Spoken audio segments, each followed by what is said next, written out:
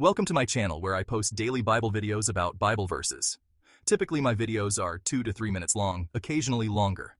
Today I look at the phrase, "Who art in heaven," from the Lord's Prayer. These words are simple, yet deeply meaningful. Before I get started, please like, share, and subscribe.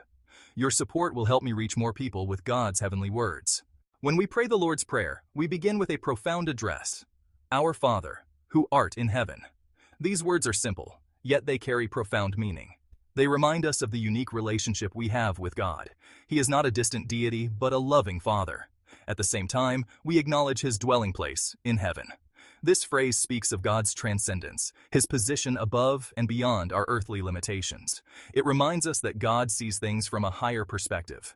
He is not bound by the constraints of time or space. The phrase, "Who art in heaven," should evoke awe and wonder. It reminds us of the greatness and majesty of the God we serve. But it should also bring comfort. We have a Father who reigns over all, and He cares deeply for us, His children. When we think of heaven, we often envision a beautiful place. We picture streets of gold and pearly gates. While these images can be inspiring, heaven is more than just a location. It represents a state of being. It is a realm of perfect peace, love, and joy. To say that God is in heaven is to say that He embodies these qualities completely. He is not subject to the flaws and limitations we experience here on earth. He is perfect in wisdom, power, and love. Understanding this heavenly perspective changes how we view our own lives. It reminds us that our circumstances on earth are temporary. Our true home is with God, in that place of perfect wholeness. Recognizing God's heavenly position should profoundly impact our decision-making. When we face challenges, we can trust that God sees the bigger picture. He is not limited by our human understanding. His ways are higher than our ways, and His thoughts are higher than our thoughts. When we seek His guidance through prayer and His Word, we open ourselves to a wisdom that transcends our own.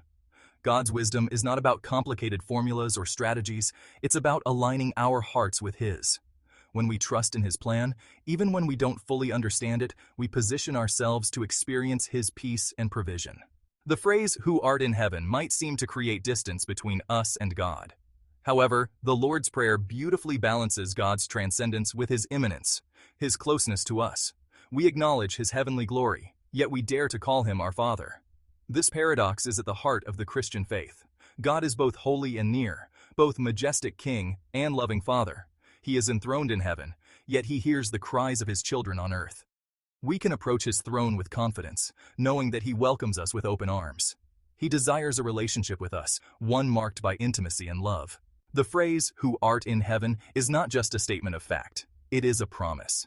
It reminds us that our citizenship is in heaven. We are just passing through this earthly life. Our true home is with God. This knowledge gives us hope in the face of adversity. No matter what trials we encounter, we can hold on to the assurance that God is in control. He is working all things together for our good, even when we can't see it. The next time you pray the Lord's Prayer, pause and reflect on the words, "Who art in heaven." Let them fill you with awe, wonder, and hope.